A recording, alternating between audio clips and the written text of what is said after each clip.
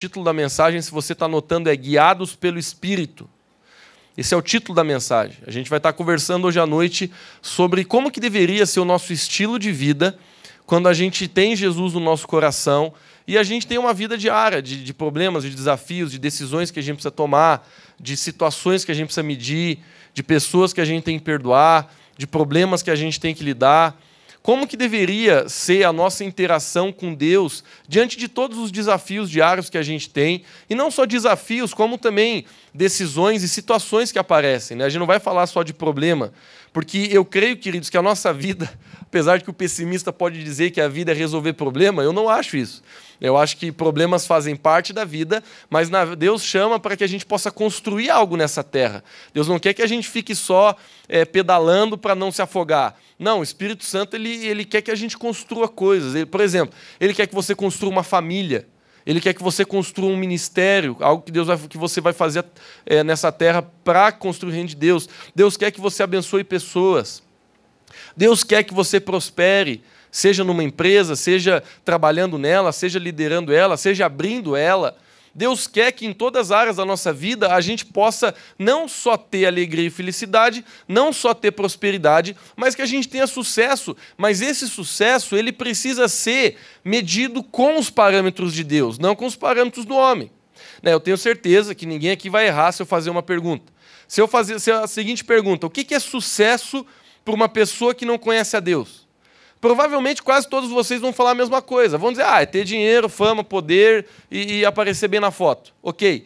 O que é sucesso nos padrões de Deus? Deus não é contra dinheiro, Deus não é contra você ser próspero, Deus não é contra nenhum tipo de sucesso na tua vida, né? Ele só quer realocar isso no lugar certo. Mas se você tem Jesus, os padrões de Cristo estão sendo construídos em você, essa palavra sucesso, ela vai ser preenchida dentro do teu coração quando você alcançar algumas coisas diferentes. Por exemplo, uma pessoa que tem Deus, de nada para ela adianta ter uma empresa de sucesso e uma família falida. Você concorda comigo? Você olha para você e diz assim, Lucas, eu prefiro que lá na minha empresa a coisa esteja bombando, mas meu casamento esteja destruído. Não. Uma pessoa que conhece Jesus, ele sabe que o principal é a sua casa. Ele sabe que o principal é a sua família. Ele sabe que o principal é os seus filhos e seu casamento.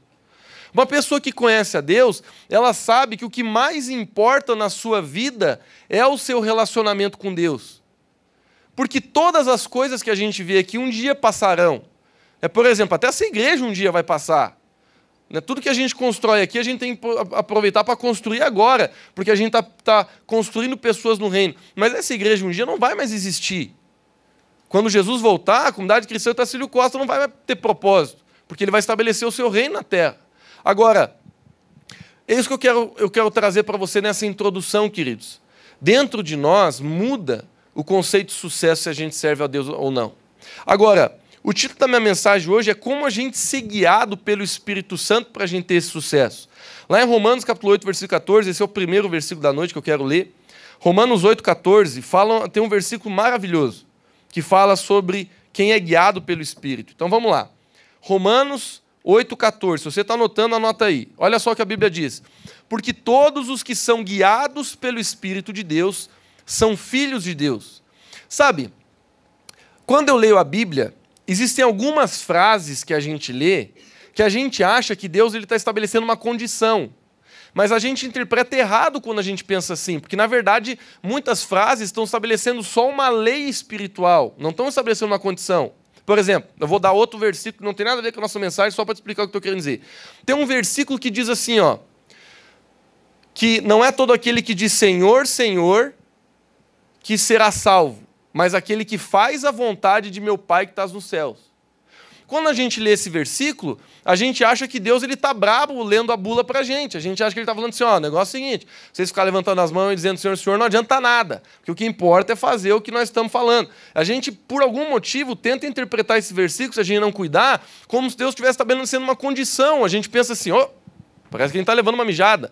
Mas, na verdade, não. A Bíblia está falando de uma condição. Que a pessoa que é salva genuinamente, naturalmente, ela vai fazer o quê? Buscar fazer a vontade de Deus. Quando você está entendendo? Presta atenção em mim aqui, porque senão você vai viajar. Isso aqui você tem que prestar atenção. Porque isso aqui tenta criar um jogo com a tua cabeça. Você lê rápido o versículo, você acha que Deus está estabelecendo uma condição. Você acha que Deus está dizendo assim, ó, o negócio é o seguinte, cara, se tu é salvo, te mexe aí. Não, não é isso que Deus está falando. A Bíblia está dizendo que um fruto natural da árvore que é saudável é a obediência. Assim como, olhando para esse versículo aqui, um fruto saudável de quem é filho de Deus é ser guiado por ele. Se você entendeu, levanta a mão só para me ficar mais tranquilo. Se não entendeu, pode deixar baixar, não tem problema. Mas é isso que eu quero que você compreenda. Existem alguns versículos que, se você não cuidar, você acaba interpretando errado. Porque o que a Bíblia está dizendo aqui não é assim, ó, meu chefe, o negócio é o seguinte, você é guiado pelo Espírito? Ah, não estou achando muito, então você não é filho de Deus. Não é isso que a Bíblia está dizendo. O que a Bíblia está dizendo é que uma condição natural de quem tem um relacionamento com Deus, dele como pai, que você tem relacionamento, você tem filiação, você tem revelação dele como pai, uma coisa natural. Fala comigo, natural. Uma coisa natural. O que é uma coisa natural? É uma coisa que acontece automaticamente. Você não precisa forçar, você não precisa... Não estou dizendo que você não tem que ser intencional, mas não é uma coisa assim que você faz gemendo de dor, não. Quando você é filho de Deus, você estabelece uma relação com Deus, vai ser natural você perceber que você começa a ser guiado por Ele. Muito bem. Seguindo aqui, queridos, os versículos, ser guiado por Deus é o maior segredo da vida nessa terra. Eu sei que, se você perguntar para grandes homens de Deus assim, qual que é o maior segredo da vida com Deus nessa terra, todo mundo pode falar de uma coisa muito importante. E eu não estou dizendo que o que eu estou falando é mais importante. Mas eu profundamente creio que esse assunto que a gente está falando aqui, ele engloba todas as áreas da nossa vida. A gente está falando de algo subjetivo, que a gente pode tornar objetivo. O que é subjetivo? Subjetivo é português, objetivo é matemática. Né? Se você está no colégio, na faculdade, o professor diz assim, quais são as suas matérias subjetivas? Por exemplo, língua portuguesa é uma matéria subjetiva. Por quê? Porque não é uma coisa exata, é uma coisa que você estuda para analisar um contexto. Agora, 2 mais 2 é o quê? É 4, é objetivo, é uma coisa que você olha e tem uma resposta única. Não é passível de interpretação. A matemática não é passível de interpretação. 2 mais 2 é 4, 10 mais 10 é 20, 50 mais 50 é 100. Ninguém consegue chegar aqui e dizer, não, mas é uma teoria que 50 mais 50 dá 150. Não dá. Então, muitas coisas na nossa vida, e hoje a gente está falando de uma matéria subjetiva, a gente está falando de algo que engloba todas as áreas da sua vida. Agora, durante essa mensagem, a gente vai objetivar, nem sei se essa palavra, o que está subjetivo. A gente vai pegar esse assunto, que é como ser guiado pelo Espírito, e a gente vai tentar, de uma forma sábia, como a gente aplica este ser guiado. E é isso que eu quero ajudar você a fazer nessa noite. E com isso a gente vai começar olhando para a vida de Jesus, lá em João capítulo 5, versículo 19. Abra comigo lá, se você pode, senão você pode acompanhar aqui na tela. Olha só, queridos, esse versículo é impressionante. Eu podia pegar vários, porque Jesus ele era um homem guiado pelo Espírito. Jesus era um homem guiado pelo Espírito. Se você quiser estudar na Bíblia uma pessoa 100% guiada pelo Espírito Santo, é só estudar a vida de Jesus. Porque quando eu falo guiado pelo Espírito, se você é novo na fé, não lê muito a Bíblia ainda, eu estou falando do Espírito Santo, tá, queridos? Não fica assustado aí, ô Lucão, que espírito é esse aí? Não quero saber de Espírito. Não, é o Espírito Santo de Deus. A Bíblia fala que Jesus, quando ele estava subindo ao céu, depois que ele já tinha ressuscitado, ele falou, é necessário que eu vá para que ele venha. Aí os discípulos estavam boiando e perguntavam, ele quem? Quem que vai vir? Aí ele falou, ele, o Espírito Santo, o Consolador, aquele que há de vir, que vai habitar dentro de vocês. E muitos dos discípulos tentaram negociar com ele esse negócio. Eles falaram assim, ó, a gente não quer esse cara, a gente quer você, fica, homem. Aí ele falou, não, vocês não estão entendendo, é bem melhor que eu vá. Eles não estavam entendendo que era muito mais lucrativo, em todos os sentidos, para eu e para você ter o Espírito Santo vivendo dentro de nós. Meu Deus! O Espírito Santo de Deus, Deus, vivendo dentro de mim e de você, do que se Jesus ainda estivesse caminhando por essa terra. Ele falou, não, vocês não estão entendendo, vocês não estão compreendendo. É muito melhor que o Espírito Santo venha. É desse Espírito que a gente está falando, ok? É o Espírito Santo de Deus. Então, vamos lá. Jesus lhe deu a eles essa resposta. Eu lhes digo verdadeiramente que o filho não pode fazer nada de si mesmo. Só pode fazer o que vê o pai fazer. Porque o que o pai faz, o filho faz também. Queridos, aqui, você precisa entender que na época que Jesus estava caminhando sobre a terra, a maioria das pessoas não tinha revelação sobre quem ele era. Então hoje você está aqui, sentado nessa cadeira maravilhosa, ouvindo essa mensagem, e você sabe quem é Jesus. Não, eu já estou aqui por causa disso, porque Jesus é meu Senhor e eu quero que Ele reine sobre a minha vida. Mas na época o pessoal via Jesus assim, e a Bíblia chega a dizer lá em Isaías 53, nem eu que estou dizendo que Jesus era feio, ele não era um cara bonitão, ele não era um galanzão de Hollywood. A Bíblia diz que ele não tinha muita formosura. Está lá na Bíblia, eu não estou ofendendo Jesus. A Bíblia diz que Jesus ele não tinha beleza natural. Era um cara meio que nem eu, assim, que nem você. Não era muita beleza, era mais simpatia, né, Graça? Era mais a simpatia, a beleza não tinha muito, como diz o ditado. Jesus ele não era um cara, Jesus era tão simples, gente, que muitas pessoas, quando chegavam num lugar, não conseguiam reconhecer que era Jesus. Está escrito na Bíblia? Não, mas é só tu ler que vai. Não tem como você não interpretar isso. Tanto que os soldados, quando eles chegaram para pegar Jesus, eles tiveram... Ô, Marciano, você é um homem de Deus, meu irmão. Obrigado. Tanto que os soldados, quando eles chegaram para pegar Jesus, Jesus não dava de ver quem era. Porque ele era simples, ele se vestia como todo mundo. Ele não tinha assim uma aparência diferente. Por exemplo, Jesus não estava com uma túnica diferente dos discípulos. Ó, vocês aí vestem um lã velho de ontem, mas eu vou vestir o linho fino aqui da pedra preciosa, vou colocar uma coroa aqui, vou sair andando, vocês vão me carregando. Jesus não tinha essas coisas. A gente vê isso em algumas igrejas, que Deus abençoe essas igrejas, a nossa nunca vai ser assim. Então, Jesus, ele não era diferente do povo. Tanto que os soldados tiveram que perguntar, quem que é aí? Aí Judas velho, devia ser corintiano, ele chega e fala assim, eu vou dar um beijo em quem for Jesus. Porque eles não conseguiam discernir quem era. Jesus não era diferente do povo. Mas Jesus, querido, ele era um homem completamente guiado pelo Espírito Santo. É lindo você estudar o dia a dia de Jesus. Eu sei que na Bíblia não está escrito nem 1% do que esse homem viveu aqui. Mas é lindo você estudar detalhes da vida de Jesus, como que ele correspondeu quando xingavam ele, o que ele fez quando ele viveu desafios, quando tentaram fazer pegadinha para ele, quando tentaram até começar a perseguir a vida dele, quando discípulos começaram a trair ou deixar ele. É lindo você ver as ações, as decisões, as reações de Jesus. Ele era um homem guiado pelo Espírito. Agora, esse versículo aqui, eu poderia pegar outros, porque tem outro versículo, por exemplo, que Jesus mesmo disse que ele só falou o que ele ouvia o Pai falar. Queridos, eu acho assim, sendo bem prático, para trazer bem para a terra aqui o nosso sermão, para você não ficar viajando em nada muito subjetivo. Eu não acredito assim, que você vai acordar, eu gosto de dar esse exemplo, né? Que você vai sentar na mesa do teu café da manhã e vai perguntar para o Espírito Santo, margarina ou manteiga? Qual que é a tua vontade? Não, tem coisa que Jesus ele já te criou como filho para dizer, escolhe, meu filho. Escolhe. Nescau ou Toddy? Escolhe o que você quer comer. Você entra na pizzaria, tu pergunta, Senhor, calabresa ou 4 queijos? Tem coisa na vida, queridos, que você não precisa perguntar para Deus. Por quê? Porque Ele te fez filho, Ele não te fez fantoche.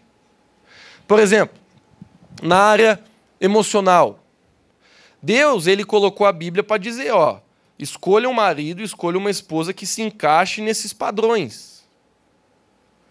Se encaixar, tá show de bola, vai embora, segue a vida, meu filho, casa, tenha filho, prospere.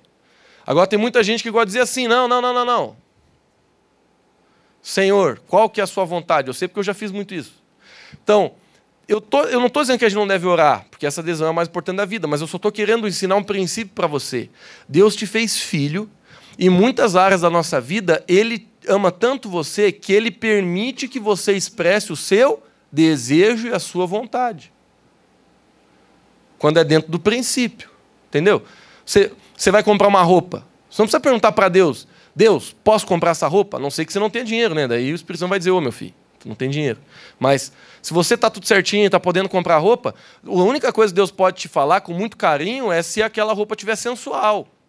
Se aquela roupa não estiver valorizando o caráter de Deus dentro de ti. Aí Ele pode dizer, Ele pode dar um toquinho em ti e dizer, maneira aí. Né? Entra na real, teu tamanho é G, não é PP. Deus pode abrir a cabeça das pessoas assim comprando a roupa.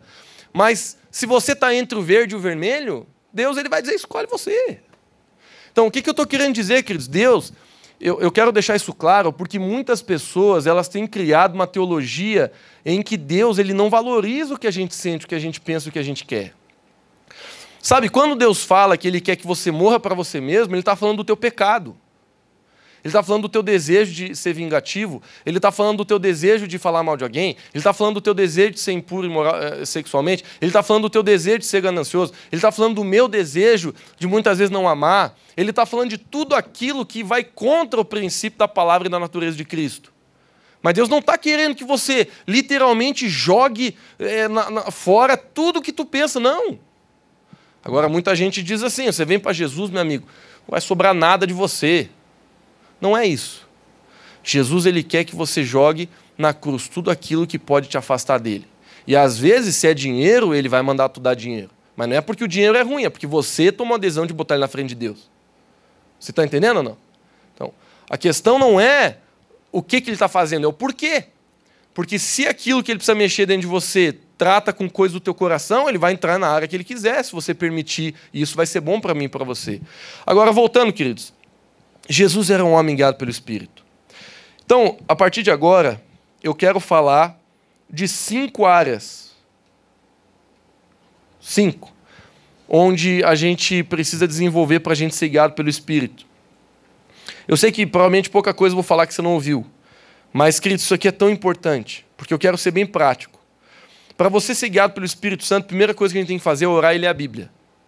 Porque você não vai conseguir ser guiado por uma pessoa que você não conhece. Como que a gente conhece a Deus? Através da oração e através da leitura da palavra. Porque a leitura da Bíblia, ela revela o caráter de Deus. É lendo a Bíblia que você descobre como é que Deus é. Por exemplo, Jesus ele tem uma frase que é uma das mais importantes que ele falou. Ele disse assim, eu vim para revelar o Pai. Hoje de manhã o pastor Fred pregou na Enlace uma mensagem sobre isso poderosa. Ele fala assim, eu vim para revelar o Pai. Por quê? Porque a lei, presta atenção aqui, isso aqui é importante para ti. A lei de Deus, que basicamente foi instituída pelo homem de Deus chamado Moisés, ela não conseguia revelar um pai. Ela conseguia revelar um Deus, mas não um pai. Mas quando Jesus ele veio para quebrar muitas ideias que a lei tinha trazido.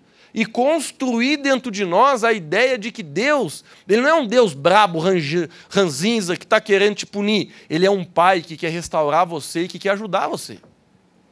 Por isso, presta atenção, esse é um dos motivos pelo qual Jesus foi tão perseguido.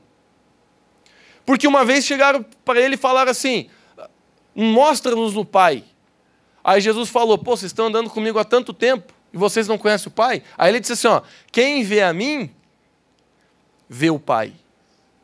Eles se escandalizaram com isso. Eles falaram, agora tu tá demais, cara. Eles se escandalizaram primeiro pelo fato de Jesus se colocar na condição de Deus, porque ele era. Mas foi mais difícil ainda para eles ouvir a palavra Pai. Porque Pai é Pai. Então existia uma grande briga entre as pessoas acharem que Jesus era uma pessoa que punia. Sabe, queridos, deixa eu falar uma coisa para ti. Eu vejo isso na minha vida. Como eu percebo muitas vezes Satanás tentando trazer uma ideia de Deus para dentro de mim que ele está brabo comigo, que ele está querendo me punir, que ele está triste comigo, que ele sabe que ele está decepcionado. Daí alguma coisa que acontece na minha vida eu já olho, isso aqui é porque eu errei ontem, sabe? Satanás ele trabalha para fazer você achar que Deus não está gostando de você, que Deus não está feliz com você, que Deus está querendo te punir, que o teu pecado ele está querendo te ferrar por causa do teu pecado. Esse não é Deus. Quer ver como não é? Eu não quero fugir da minha mensagem, mas eu estou muito inspirado pelo que eu vi hoje de manhã, então só quero falar isso rapidinho. Sabe, queridos, Jesus, por exemplo, teve uma oportunidade em que uma mulher ela foi pega adulterando. Eu vou jogar o verbo aqui, tá? Ela estava tendo relação sexual com um cara que não era o marido dela e eles pegaram ela no ato. Não foi assim, ficamos sabendo. Não, pegaram no ato, tiraram de cima, provavelmente é uma cama, tiraram de cima da cama, pegaram ela e levaram para Jesus, na hora. E quando eles chegaram lá, eles já chegaram com o plano todo arquitetado, porque eles vieram assim, Jesus, o que a lei manda? E não era a lei do Império Romano, era a lei de Deus, que Moisés tinha escrito. O que a lei manda? Aí eles mesmos responderam, eles falaram assim, a lei manda a gente apedrejar. E a Bíblia diz que todos eles já estavam com as pedras na mão. E chegaram para dizer, e aí, Jesus? Porque eles queriam fazer uma pegadinha. Olha só como os caras acharam que iam ganhar, mas você sabe que a gente não consegue, né? Enganar o Espírito Santo, nem ludibriar. Mas olha a ideia dos caras. Eles pensaram, isso está na Bíblia. Agora, se ele falar que é errado a gente apedrejar, aí ele vai estar ralado. Porque a gente tem o que falar dele e a gente vai conseguir tirar esse cara do lugar onde ele está querendo ter aqui na nossa sociedade. Então eles estavam com o plano assim, agora nós pegamos, agora nós... Eles estavam faceiraços, porque eles achavam que eles iam conseguir derrubar Jesus. De repente, Jesus recebe as pessoas, está ali a mulher, os caras com as pedras na mão. Olha a situação. Imagina você sendo essa mulher.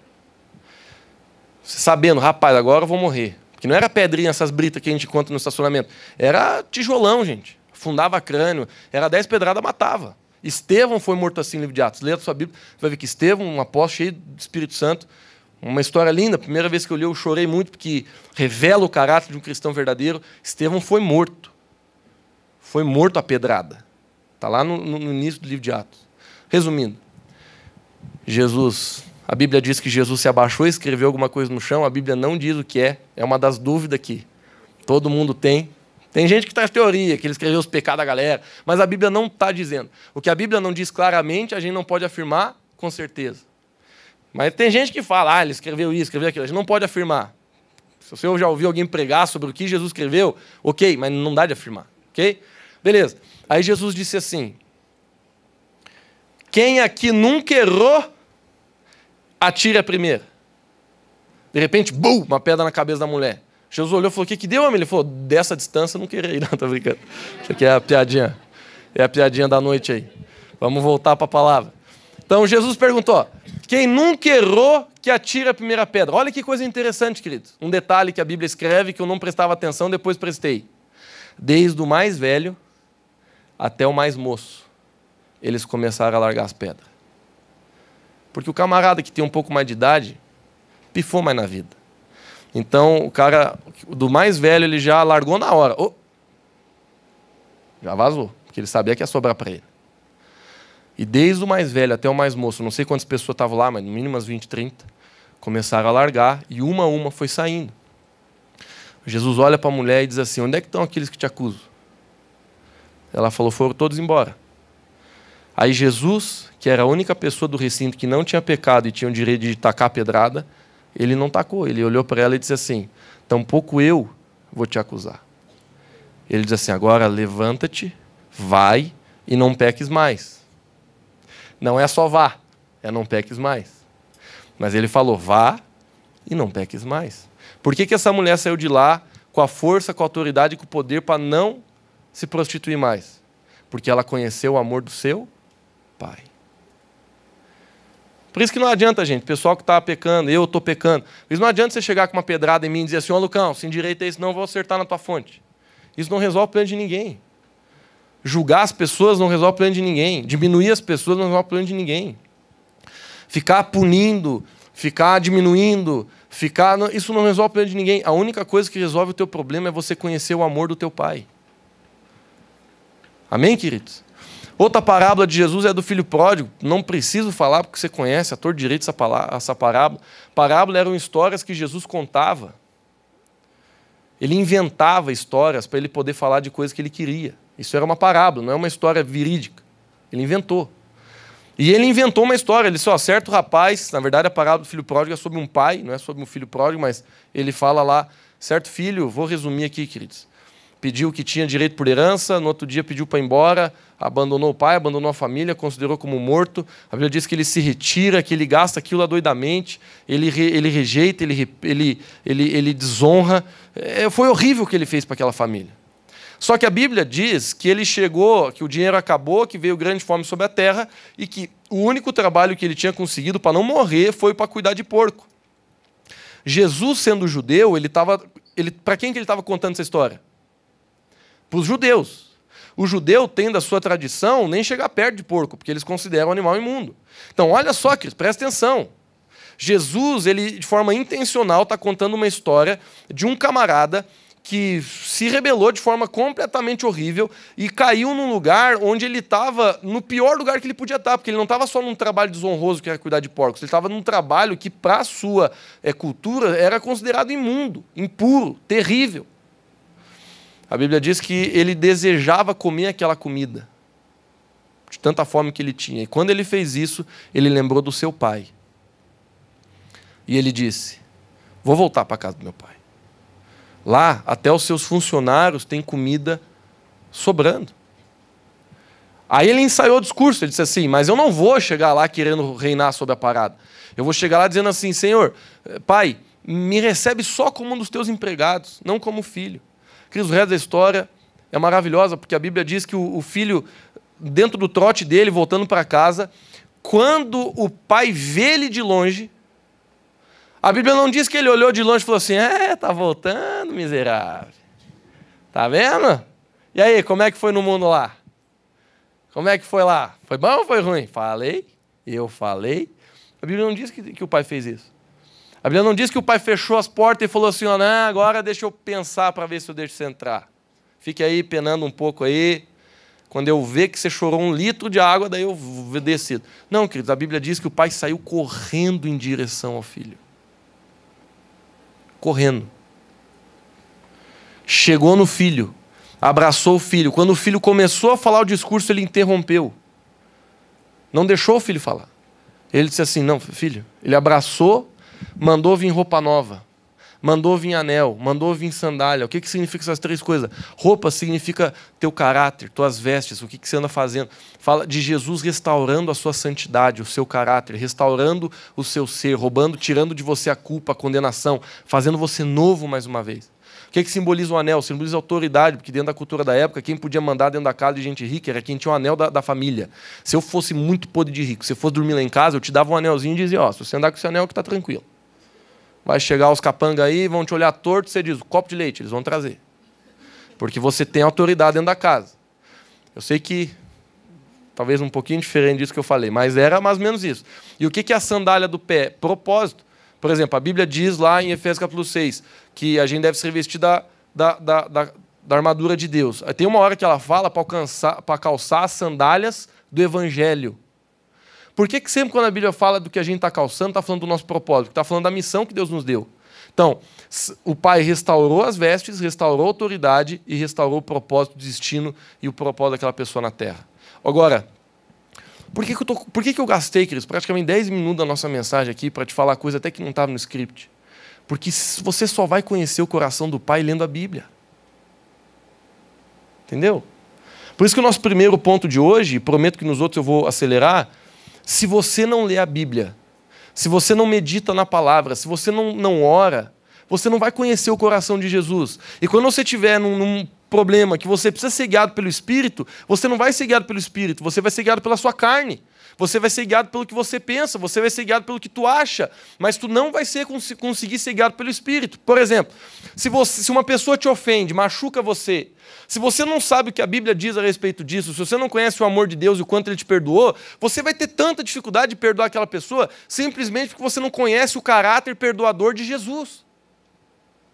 Porque uma vez que você tem a revelação do caráter perdoador de Jesus sobre a sua vida, é quando você consegue perdoar quem te ofende. Porque, na boa, tá? Só uma pessoa que não tem noção espiritual não decide perdoar. Porque toda pessoa que tem comunhão com Deus, lê a palavra, conhece a sua história, sabe de onde Deus tirou você, não estou dizendo que vai ser fácil, mas se você é essa pessoa, vai ser muito mais fácil para você perdoar. Porque você pensa assim: pô, essa pessoa está falando mal de mim. Mas você olha para aquilo que você já fez para Jesus e o quanto que Ele te perdoa, tu diz: não, então está fácil. Por isso que a Bíblia diz que quem foi perdoado foi muito amado e muito ama. Por quê? Porque a pessoa ela tem mais revelação. Em outras palavras, ela tem mais empolgação, ânimo e disposição para fazer algo que ela sabe que foi feito com ela. Você está entendendo? Então, é muito mais fácil, por exemplo, se você, lá no seu casamento, de repente a sua esposa acorda um pouco mais cedo, faz o seu café, ela chega você vai sair para o trabalho, ela está com a roupa lá passada. Não estou dizendo que isso é o papel só da mulher, só estou dando um exemplo. E de repente você olha: nossa, que mulher que me serve, rapaz, que cuida de mim. De repente tu chega do trabalho à noite e ela te pede uma coisa. Eu não estou dizendo que você deveria fazer as coisas para tua esposa ou para teu marido só em recíproca. Mas é muito mais fácil você servir uma pessoa que está te servindo, não é verdade? Você vai lembrar, rapaz, ela me pediu para ir lá tirar esse lixo, como é que eu não vou tirar, homem? Tá cuidando tanto de mim. A recíproca também é verdadeira. Eu tenho certeza que um homem que lidera a sua esposa com um coração de servo, se colocando na frente, como Jesus se colocou, se sacrificando, vai ser muito mais fácil para a mulher se colocar no lugar dela como ajudadora, submissa ao marido que ama ela como Jesus ama a igreja. Por quê? Porque você olha para aquilo te constrange, e você começa a ter uma revelação maior do que você deve fazer. Assim é o perdão. Se você sabe que Jesus te perdoou de tanta coisa, como que a gente vai ver essas besteirinhas que a gente passa com nossos irmãos diariamente, a gente vai dizer, não vou perdoar, que se cabe esse tio aí.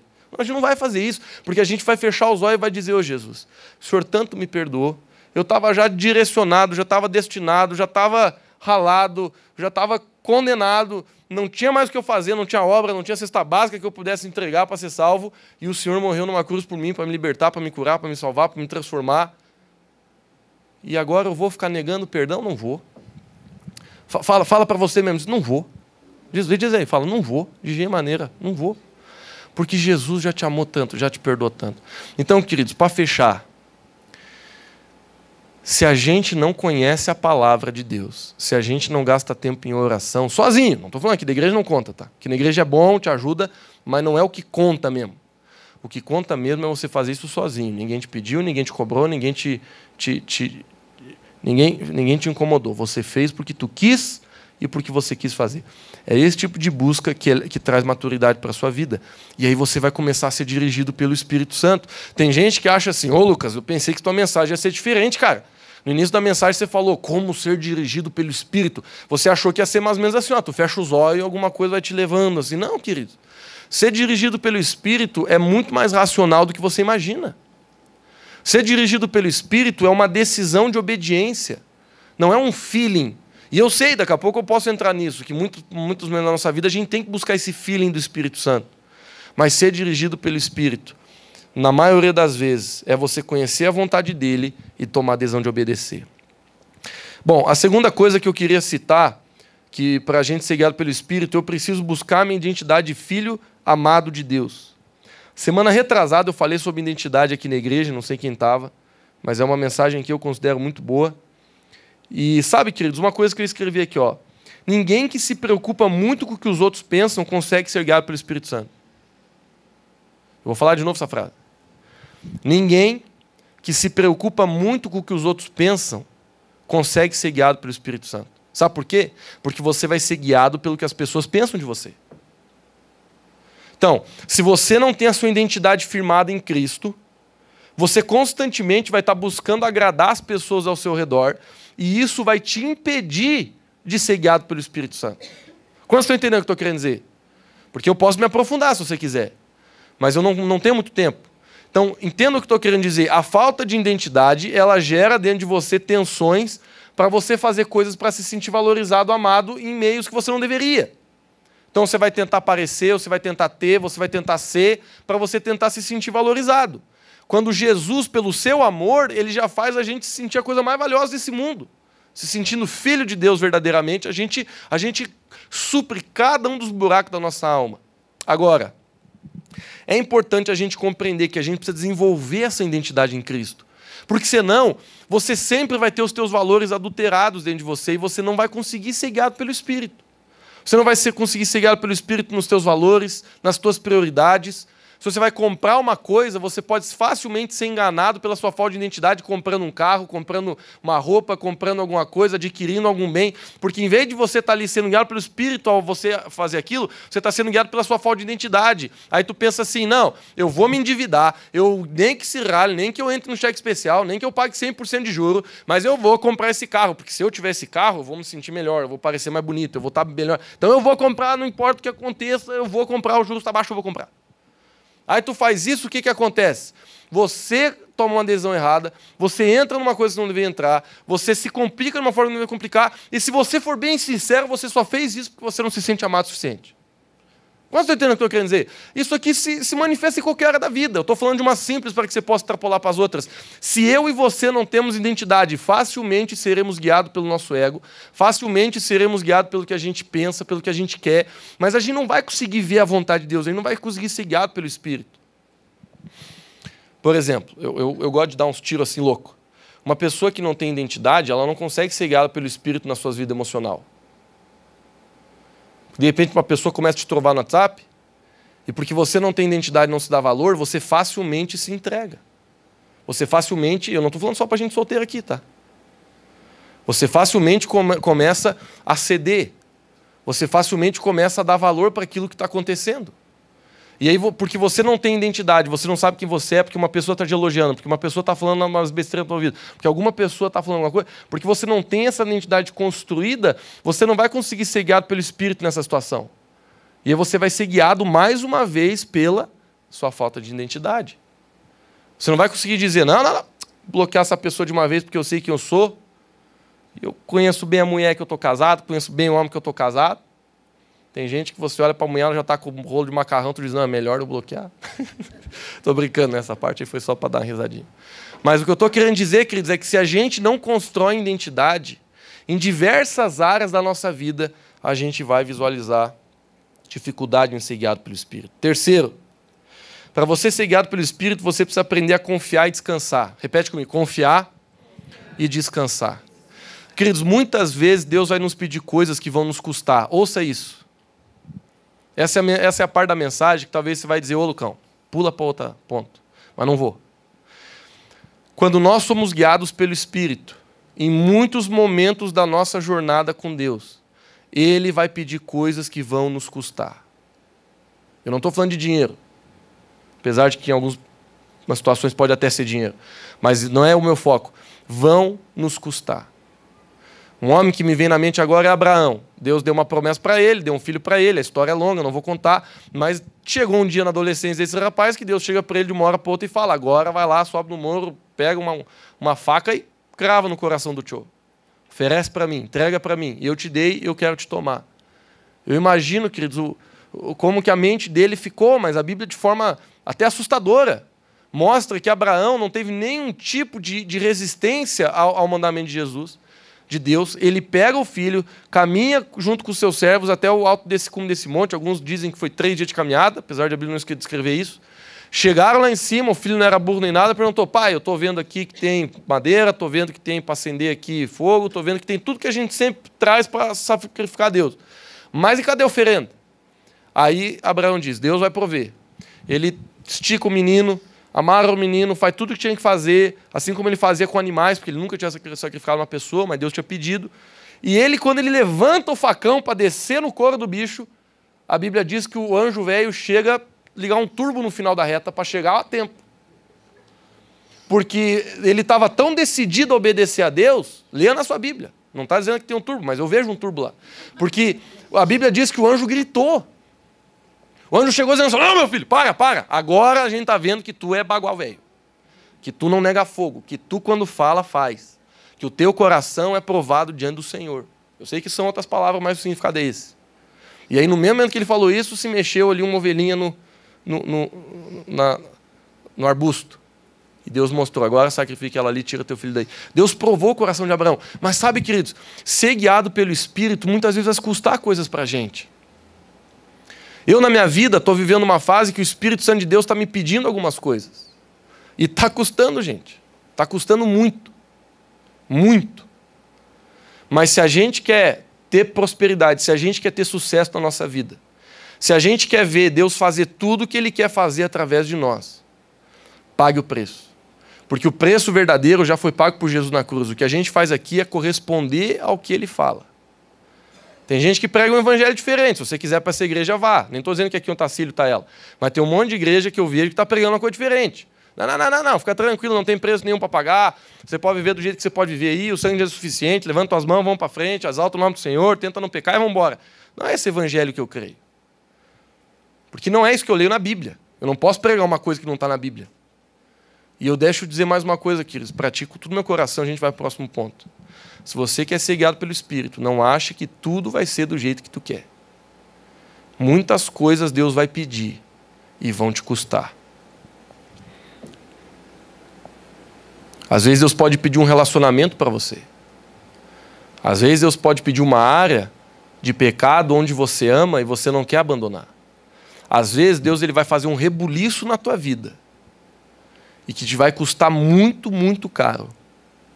Mas essa é a vontade do Espírito Santo para que você seja liberto, transformado, para que você bote ordem na sua vida, para que você alinhe o teu coração, para que ele possa te curar, para que ele possa te direcionar e para que você possa mais uma vez ver a tua árvore florescer.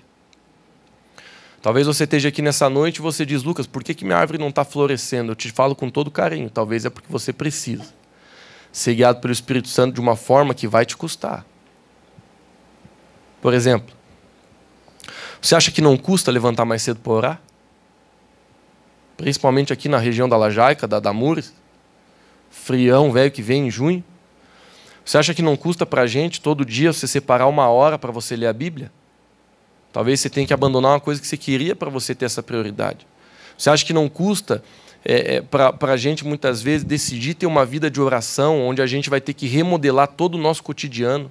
A gente vai ter que buscar Deus e colocar Ele em primeiro lugar. Queridos, eu estou falando assim, toda vida de sucesso, ela é acompanhada de um homem que soube dizer não para a sua zona de conforto. Eu nunca encontrei uma pessoa nessa terra, nem na Bíblia e fora dela, que teve uma vida de sucesso dizendo sim para a sua zona de conforto. Eu não encontrei, se você encontrar, traga aqui, eu dou o microfone, a pessoa dá o testemunho e a gente aprende.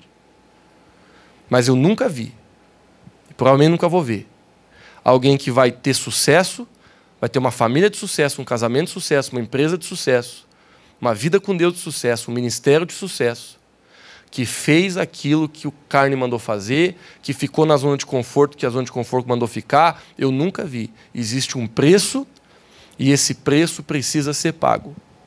Porque senão a gente vai ficar vivendo um evangelhozinho aí de que Jesus é o garçom, que nós somos cliente e que nem 10% a gente dá. Então a gente precisa, queridos, alinhar nosso coração para a gente ser guiado pelo Espírito. Quarto, para você ser guiado pelo Espírito, você precisa ser ousado. Sabe, queridos, na Bíblia eu encontro várias pessoas que não foi fácil, cara. Os camaradas tiveram que ser ousados. Muitas vezes, para você evangelizar uma pessoa, precisa de ousadia. Para você abrir uma célula, você precisa de ousadia. Para você começar o teu ministério, você precisa de ousadia. Para você pregar o evangelho, você precisa de ousadia. Para você ir lá na casa do teu vizinho, para contar o teu testemunho, para ganhar ele para Jesus, você precisa de ousadia. Muitas vezes o Espírito Santo vai mandar a gente fazer coisa que a gente não se sente com vontade e muito menos com coragem para fazer. Eu já me deparei em alguns momentos da minha vida que eu pifei e que eu tive sucesso. Por exemplo, várias vezes eu já estava assim, às vezes no aeroporto ou em algum lugar, e o Espírito Santo de Deus falou para mim, vai lá falar com aquela pessoa, porque eu quero falar com ela, eu quero abençoar a vida dela, eu quero que você leve uma palavra para ela, vai lá. Várias vezes eu não fui. Por quê? Não vou te explicar teologicamente, eu fui cagão. Não adianta eu falar que não, porque teve um demônio que me prendeu, espiritualmente eu vi ele me segurando. Não, meus amigos, sabe o que eu fui? Eu fui uma pessoa que não tive coragem. Não vou botar a culpa no capeta. Entendeu? Porque para você ser guiado pelo Espírito, você tem que ter coragem. Agora, graças a Deus, algumas vezes eu tive coragem. Eu quero crescer essa coragem dentro de mim, em nome de Jesus. Mas eu lembro de vezes que eu fiquei... Ô Jesus, será que faço, não faço, vou passar vergonha? Mas eu fui. Em todas elas eu não me arrependi. Eu lembro especificamente de uma agora. A gente estava finalizando uma reunião de jovens, faz uns anos atrás. Eu estava fazendo aquela última oração. Sabe aquela última oração da igreja que a gente faz para depois dizer Deus te abençoe e abraça 5 pessoas, sabe? Eu estava nessa última oração. O culto já tinha demorado mais que devia.